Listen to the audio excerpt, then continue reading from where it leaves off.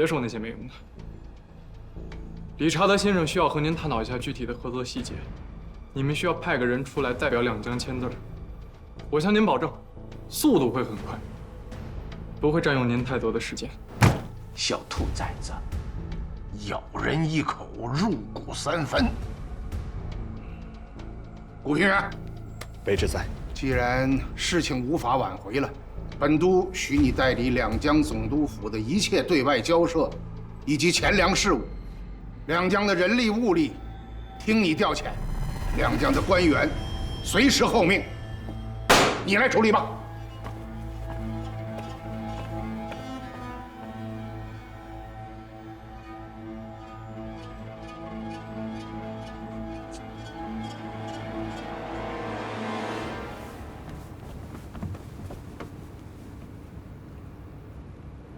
We need to confirm your qualifications. 我们必须确认一下你们的资格。什么资格 What qualification？ Well, we are used to see Qing officials 我们历来习惯对面是大清的官 wearing peacock 员 feathers on their heads. 脑袋后面扎着孔雀毛。我想请问，祥和洋行属于贵国的政府机构吗？如果不是，如果我们现在正在进行的属于商业行为，那么他们有什么资格要求我们朝廷的官员前来参加呢 August as well。 Can you represent Liang? 你可以代表两江来签署合同吗？当然，我相信在我来之前，两江总督府的公文已经给到过你们。Well, Chinese people are not that trustworthy. 他说中国人不守信用。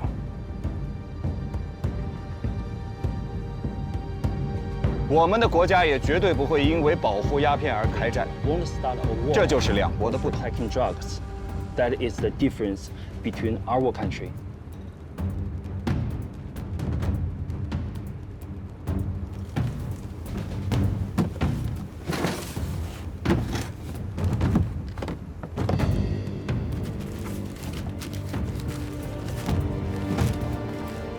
这些盐场盐铺的地契都没有问题。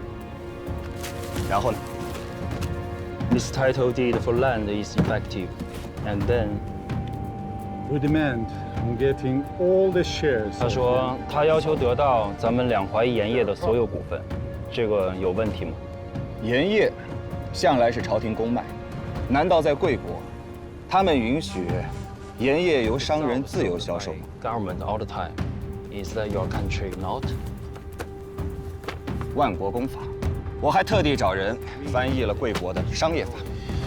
在贵国的法律中，凡是由政府专营专售的产业，政府天然拥有一定的股份。如果在这一点上他不同意的话，我们可以通过公械来解决。 You don't agree with that, they will go to the court. Isn't that ironic?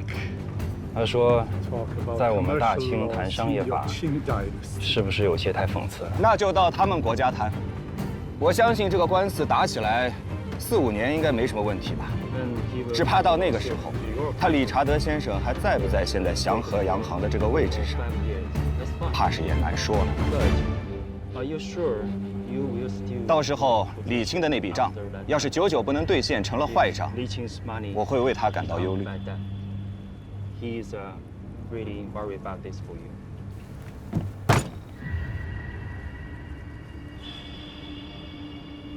Our trading company believes that we have rights. 他说，我们祥和洋行认为，我们有权利去取夺我们的抵押物的产权，这一点上没有争议吧？没有争议，但是我想通过商人的角度来提醒他，一切的买卖都应该建立在自由、自愿的基础之上。如果用他现在的这种态度进入到大清商业，那完全就是个错误。他现在手中这些盐田的地契，我敢担保，等他看到以后会发现，只不过是一片平坦的石头，没有人会愿意为他工作。而所谓那些盐铺的房契，不过是一堆空房子，没有人愿意为他开店，他将一无所获。 The title deed of land. Oh, I have many ways to make my collateral profitable. 他说，他们有多种方式可以让他们的抵押物盈利。他们可以卖给别的国家，或者可以卖给我们的朝廷。总之，在世界上，咱们中国人太爱面子，他们不相信我们可以依靠拖延来完成我们的商业目的。如果有大炮指着我家的大门口，我用任何方式都是无可指责的。If the cannon fits to our home, cannot be blamed for anything I do. Until the goal is reached, the cannons shall not be withdrawn. 没有达到目的之前，大炮是不会撤走的。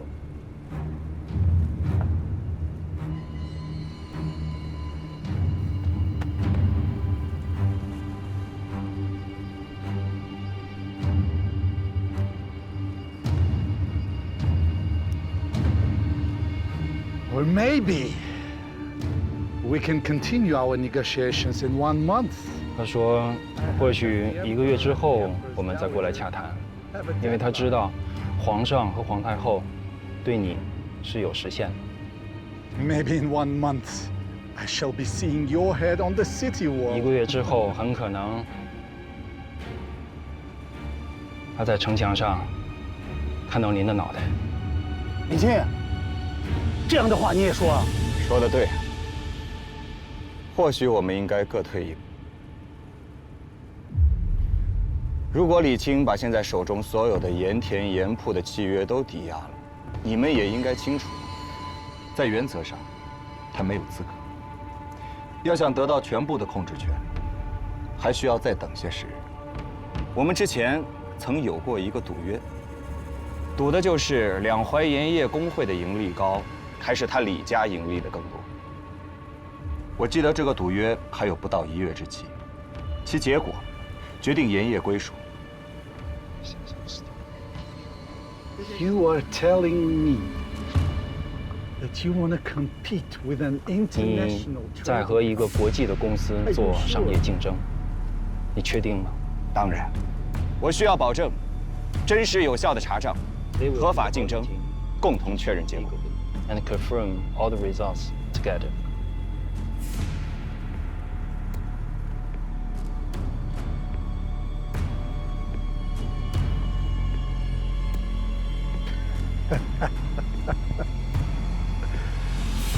I need a contract. 我们需要签署一份约定。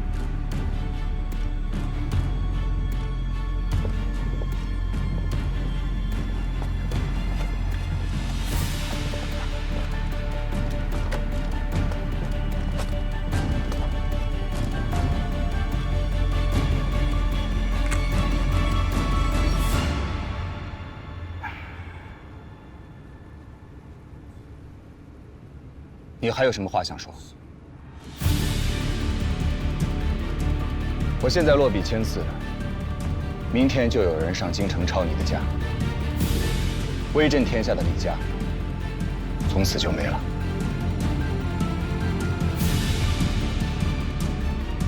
顾先生，用不着提醒他，一个人要是铁了心的当汉奸，神仙也救不了他。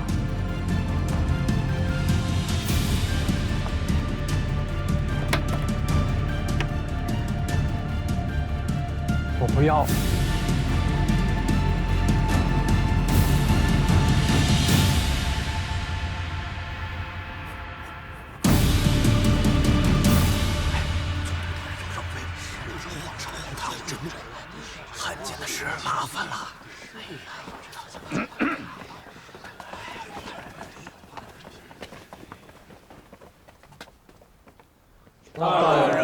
免礼。诸位，你们也都知道，这祥和洋行准备染指两淮的盐业，我委托古先生全权梳理两江的钱粮，他的命令就是我的命令。此事性命攸关，大伙儿都要小心啊！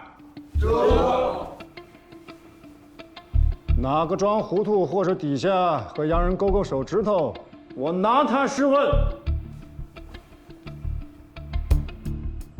哎，吴先生，请上座吧。哎呀，请。哎哎哎。哎，来，快点，快！哎。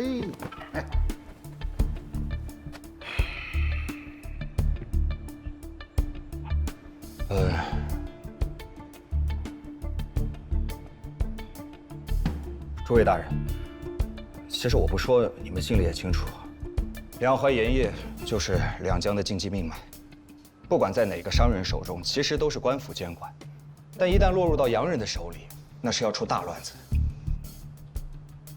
既然我们现在决定了要和洋人打一场仗，那我们就要全力以赴地备战。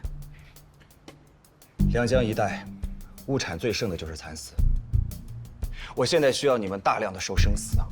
鼓励民间生产，尤其是上好的丝绸绣品。我知道你们现在库存还有很多，但是我需要的量更大，你们一定要尽全力去收。拜托诸位了，你们把今年能收到的生丝，包括库存的丝绸，还有地方特产，都统计一个具体的量给我，越快越好。啊，书案都给大家备好了，想不起来的、记不住数的，赶紧派人回去查一查。今天必须都给到我。去吧。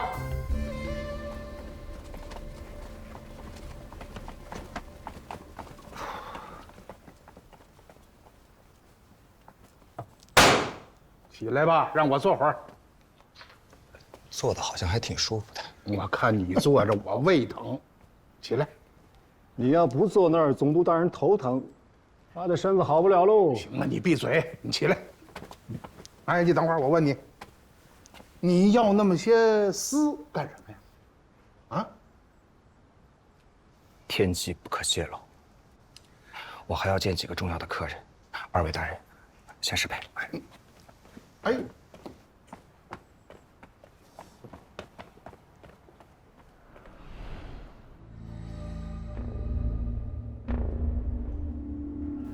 李先生，那么悠闲，你不会让我输给这个中国小子吧？你有火轮船，你可以把货卖到全世界去。东印度公司难道打不赢两江总督府吗？你觉得这个幸福的中国人能赢我吗？他也许会赢你，也许会赢我，但是他赢不了这艘船。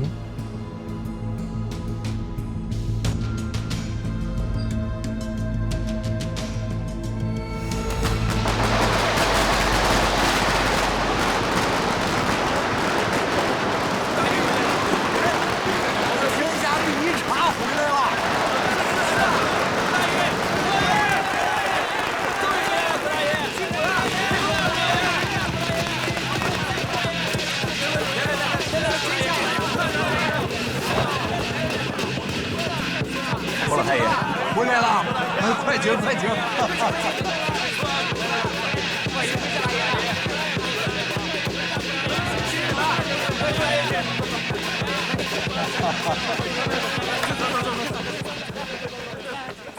这是这些年跟洋人做生意的账，你仔细的看一下。大家伙儿都听说了，你跟洋人叫板，要做生意打赢他们，你就说需要咱们做什么，咱们是要钱出钱，要人出人。诸位，感谢的话不用多说了。我需要今年的春茶，从现在开始不能发往其他茶铺，特别是1级茶和2级茶，给我留住了，听我号令。好，大家伙都说好了啊，有熬不过日子的都来找我，切不可毁了大局。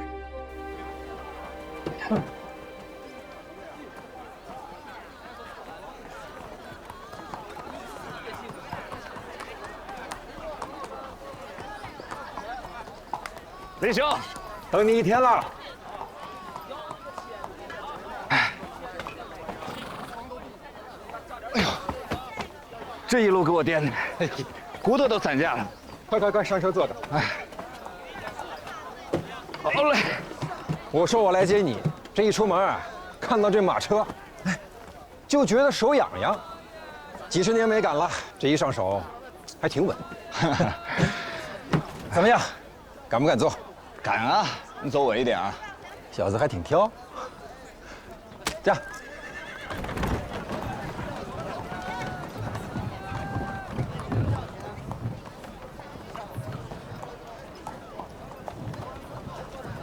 还记得王天贵吗？我怎么不记得？他无子无女，失踪以后只有几个债主子成天寻他。他的那些票号当铺，那就天晓得喽。天晓得。你知道财富这东西是怎么回事？它不是你的，也不是我的，它在大伙手里转圈儿，在谁那儿多待一阵，那是老天爷疼他。这样。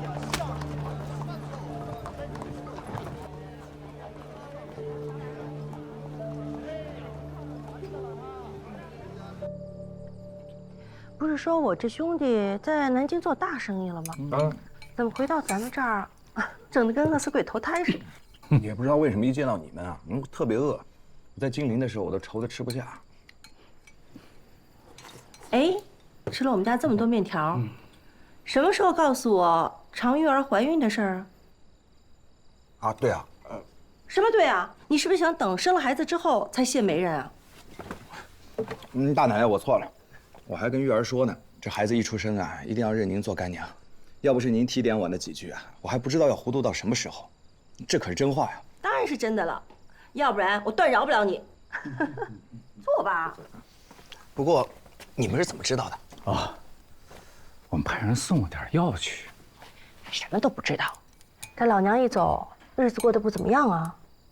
哎，行了，兄弟，讲正事儿吧。带了什么大买卖来了？你可不知道这10天把我累的。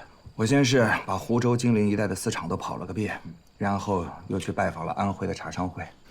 从你们这儿走以后，我还要去杭州见吴财神。他常年经营丝绸，他的库存肯定很多。再然后我还要去趟京师，拜会一下总理衙门。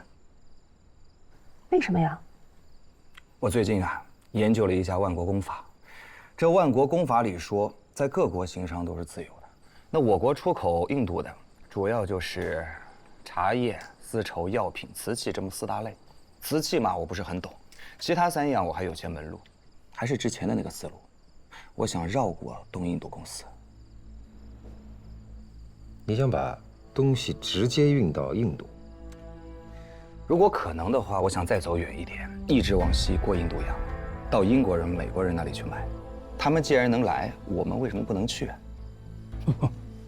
来，喝一个，这有点吓人。我也喝一杯。我听说你跟祥和洋行在盐田产权上有个半年的赌约，怎么会还有功夫去整这些事儿呢？大奶奶觉得我能赢吗？不能赢吗？眼下这个局面一上来肯定是赢不了。想要生意做得大，市场就得大。我们的市场无非是南七北六13省，除了5个产盐区，剩下的省份盐店的规模和利润基本上已经饱和了。那祥和洋行他们的利润从何而来啊？左手倒右手啊，直接卖给东印度公司。他们想让资本进到盐业，多花点钱，他们也愿意。至于东印度公司再想卖给谁，那就天晓得了。不过他们的市场那么大，这点盐他们还是吃得下的。兄弟，你一个人跟东印度公司打，你觉得可能吗？你这是以一人之力敌一国呀，志气是很大，但根本做不到。我之前出国，你也知道，也是卖给当地代理商，利润是高一点，但是我们做这洋人的船，出国的机会不是经常有。你要在那儿建立一个自己的商业基础，恐怕10年、20年都不够。我可没10年20年，做不到，做不到。人力有时尽。再说，在这个时代里做这样的生意，都不算经商了，那是国家和国家的较量。你是太异想天开。你进的蚕丝、茶叶，这些货物要押多大一笔资金呢？大清国明文规定，不允许商人自由出国做生意，对吧？你这是犯王法。你还要租赁英国商船，海关能同意吗？商船会答应吗？据我所知，上海的商船基本都是东印度公司的。还有最后一件，就算你克服所有这些困难，把东西运到印度，我问你，哪儿是你的货站？哪儿是你的大本营？哪儿是你的分店？谁是掌柜？谁是伙计？你到的时候，两眼一抹黑呀，你卖给谁去啊，兄弟？可是这茶叶和蚕丝都是有时效性的，最多也就是2、3个月的经营时间吧。茶叶会老，蚕丝会旧，这一不小心就会血本无归啊！夫人，没明白？我当然明白了，他是想敲山震虎，让东印的公司把吃进去的盐田产权再原原本本的给吐出来。可问题是，想照方抓药，能办得到吗？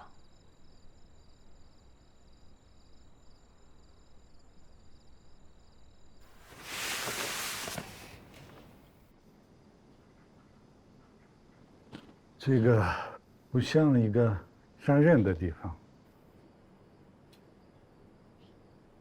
我爹在做生意之前是个读书人。那他为什么没有去做官？中国人不都是要考官做的吗？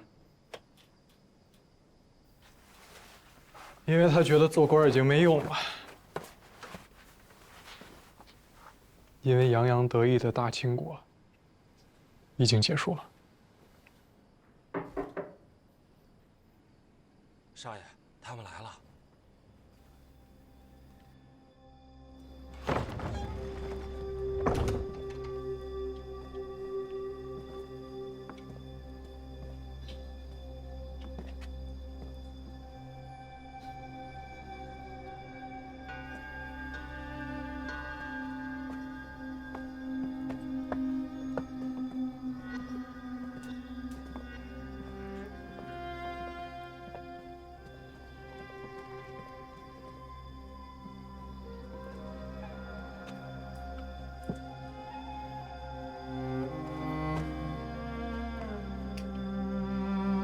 给大人请安。李钦，本都奉旨抄家，你可知晓啊？请大人说的再详细一些。你把盐田的地契抵押给了祥和洋行，使两江元气大伤。本都此次进京负荆请罪，圣母皇太后震怒。想你和你爹虽然是捐官出身，但毕竟是大清臣民，如若幡然悔悟，咱们还有商量；否则，可就别怪我无情了。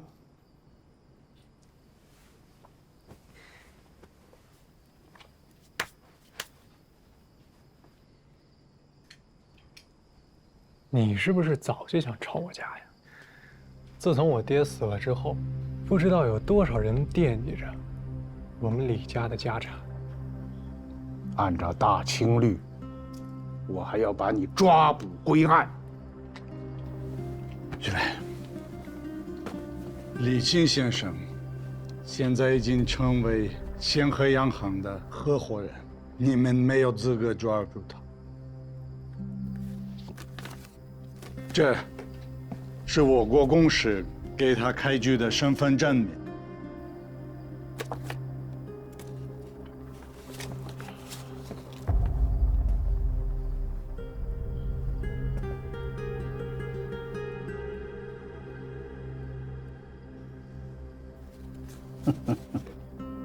李钦，你连祖宗都不要了吗？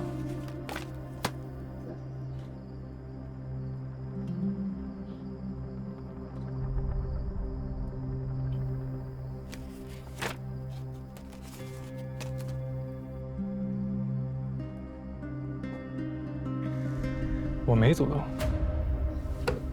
不闹！你是石头缝里蹦出来的？什么叫没有祖宗？鬼话！我要认姓古的人做祖宗吗？我连我爹姓李还是姓古都不知道。没人告诉我他们埋哪儿了，我也不知道他们是谁。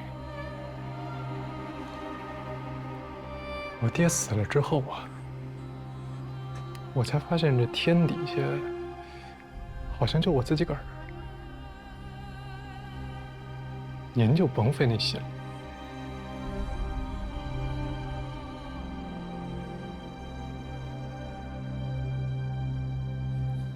你就不再考虑一下了？你的话说完了，走吧。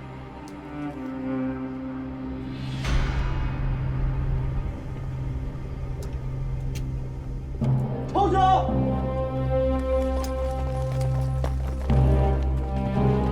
亲本家人，奈何做贼呀？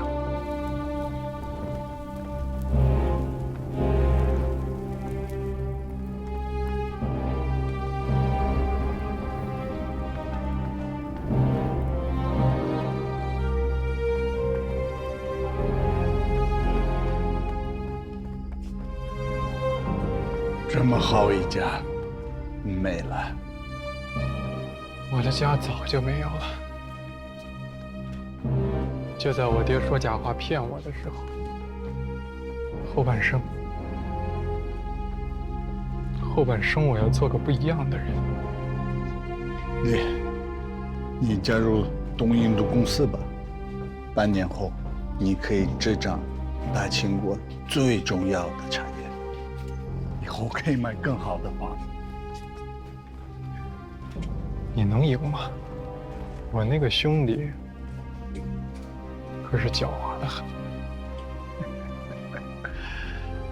狡猾没有用，我们做生意不靠狡猾，靠实力，靠大炮。你的兄弟难道比东印度公司还强大吗？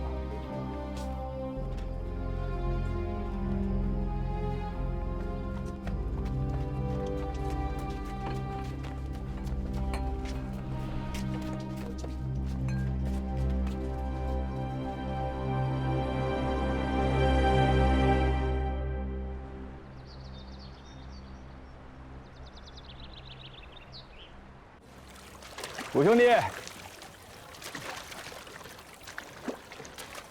哎呀，最近可净听人说你了啊，我这耳朵都快听聋了。那做生意的还天天拜财神呢，要说聋我早就聋了。走，带你看货去。嗯。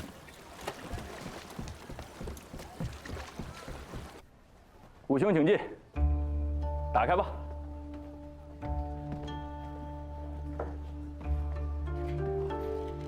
咱们先看看货。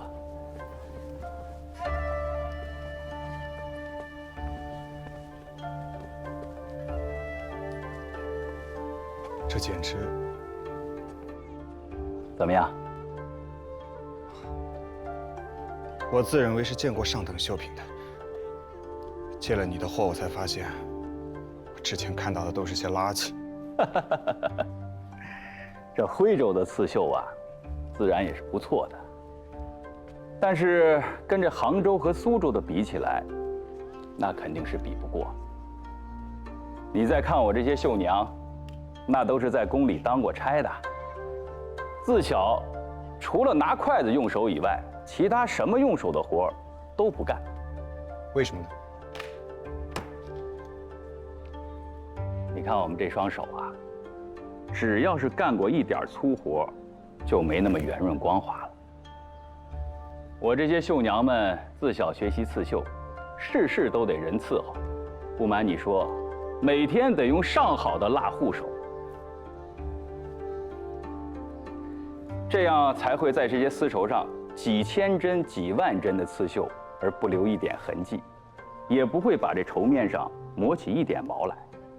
这可都是我们丝绸行业的大机密，你不干这个，我才敢告诉你。财神，您真是把生意给做到家了，不像我，贪多嚼不烂。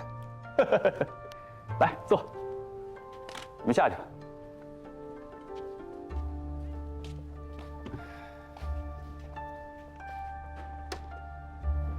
我听说江宁那边出大事了，你和祥和洋行杠上了？我听说财神和祥和洋行有生意往来。这丝绸上的生意，祥和洋行的确是我最大的竞争对手。理查德是个老鬼，你未必斗得过他。斗不过也得斗啊！那些洋人现在想要霸占两淮的盐业。财神，无论如何，你得助我一臂之力。哎呀，我们两家缠斗了几十年，你倒说说看，有什么好办法？要是能赢，我自然是乐享其成的。我想知道，他们东印度公司驻派在大清的，是不是只有祥和洋行一家？那自然不是。那英国的商业公司在印度的，是不是只有东印度公司？这个东印度公司只是其中的一家，不过要是论规模的话，它的确是最大的。规模我不需要太大，其实我这个办法是从《战国策》里学来的，可以帮助吴兄你扫平你的竞争对手。这话从何而来啊？我需要你库里最上等的好货。这好办，你看上什么了尽管说，要运到哪里，我租船给你运过去便是。不能用普通的船运，我想联系一下英国公司，用他们洋人的船运到印度，或者干脆直接运到英国。我还需要你陪我跑一趟上海，面见海关道的赫德大人。我要出海西行，围魏救赵。这船我怕是租不来。这船，自然有人帮我租。我知道你跟赫德大人交好，所以我怎么也得拉着你陪我一起。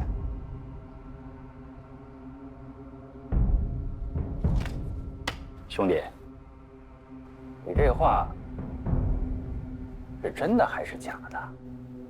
我立了军令状的，开不得玩笑。我估计你会来，只是没想到这么晚。是吗？我没说你，你来我没有想到，但他来，应该。我是替人受过，不来不行了。这篓子捅大了。这几天我接到了旨意，圣母皇太后严令两江总督收回盐场。你们是怎么回事啊？惹上了东印度公司了。我替你们去说说情。这种生意不是靠人情可以做出来的。假如我是东印度公司，谁求我都没有用。你是接到了信儿，还是自己想出来的？大人已经去商量过了吧？我接到旨意后就去商量了，没有用啊。除了鸦片，中国的市场似乎是不欢迎英国的货物啊。大人，见过大人啊，你过来吧，坐这儿说话。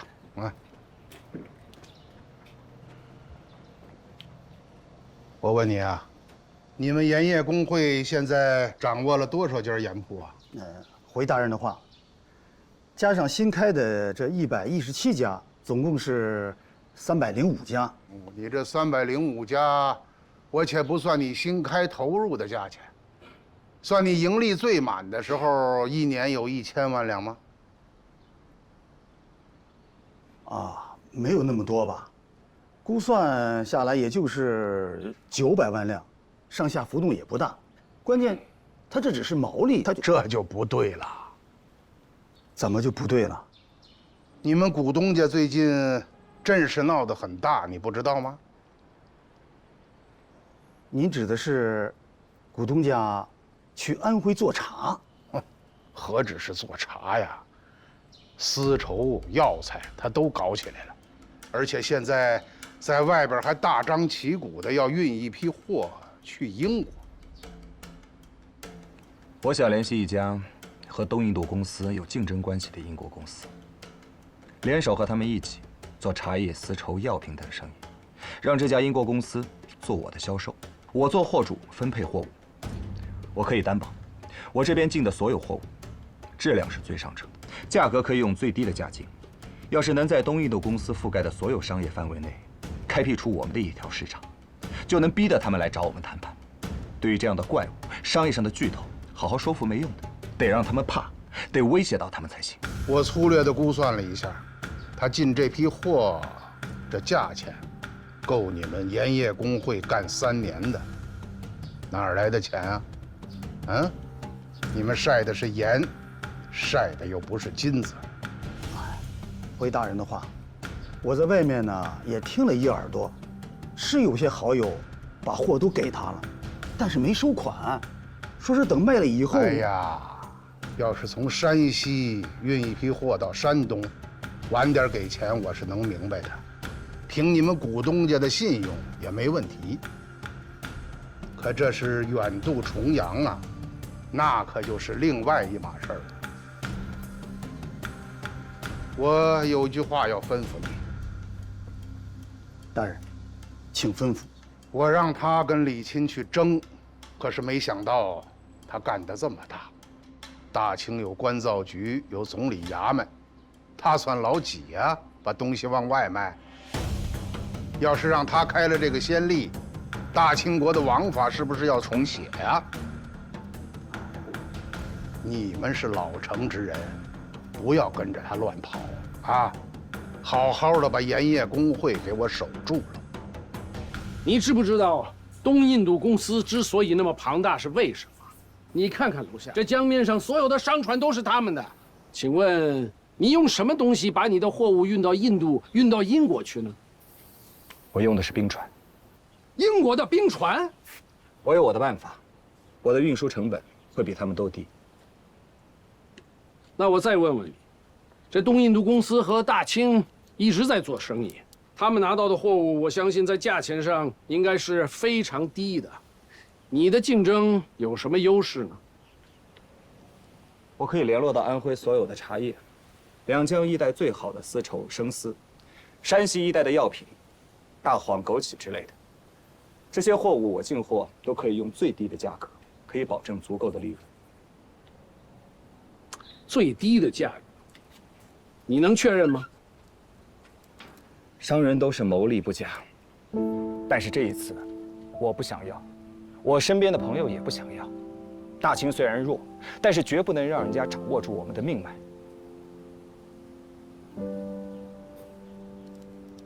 啊，无非就是今年我们江南的丝绸生意不做利润了，这一点我可以做保。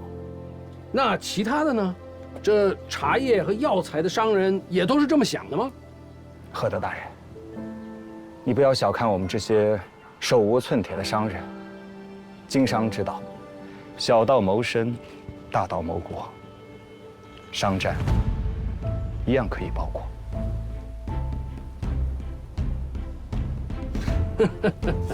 这算什么？这些商人难道要联合起来去打败那个家伙吗？打败不打败，现在是不知道，但至少得让他们知道，我们中国的商人不使用炮船，一样可以挣钱。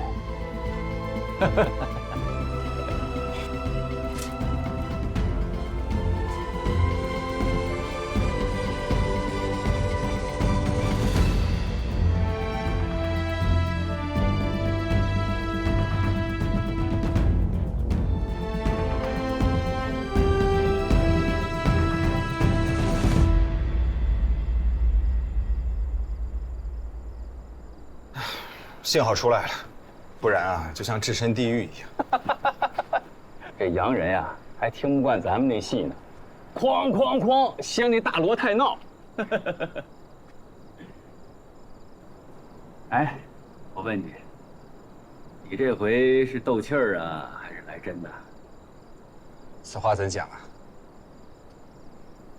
你要是斗气儿啊，咱们就齐心协力，把这个什么东印度公司吓得收兵就完事儿了。千里出门只为财，谁也不会跟谁真过不去。但是你要是认真的，这可就危险了。这是3000年没有出过的事儿啊！我要是跟你说，我就是真的呢？你别逗我了，你不会真想这么干吧？啊？这可是大清朝，不是英吉利。你要真弄着船把这货运出去，朝廷怎么办？这大清律里可没有这一条。吴兄啊，我有几句话不知当讲不当讲。说，我洗耳恭听。我觉得我们中国就是有皇帝太久。哎，可不敢瞎说啊！你这是掉脑袋的事。你看看这江面上的船，他们洋人是带着大炮、带着火药来保护他们国家的生意，出动了整个国家的军队来保护他们的商人，一心想要把他们的商品卖进我们的国家，侵占我们的市场。我觉得这些商人进来，其背后的影响远远要大过一支军队的力量。经商之道，大道以谋国，得想办法和他们竞争。最好是到他们那儿去做生意，人尽其用，物尽其通。或许只有这样，才可能是我们的一条出路。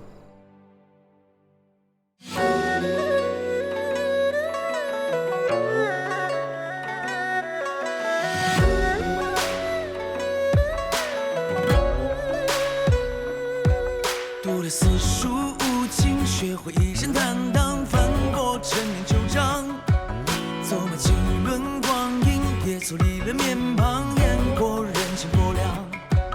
我看过万里雪茫茫，也曾被谁紧握不放，只剩这一柴米油盐中口随意尝，翻一个身，春季回肠，好戏正在开场。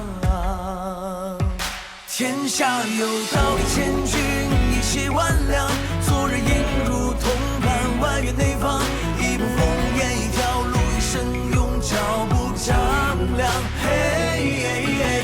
众生万象，粉墨登场，说到最后总是传奇一桩。山有道，我担当。日出东方。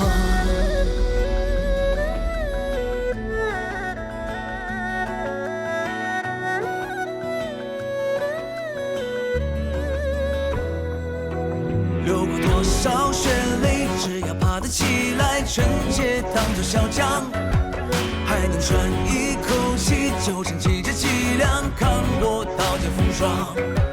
人生在世本就长，咬紧了牙关走一趟，凭谁人说痴心妄想，众口随意张，翻一个身，春季回肠，好戏正在开场。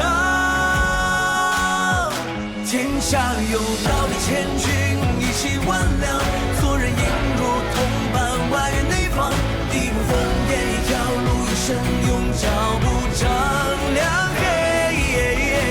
千轮过尽人间万象，尘埃落定留下传奇一桩。山河浩渺，我担当。日出东方。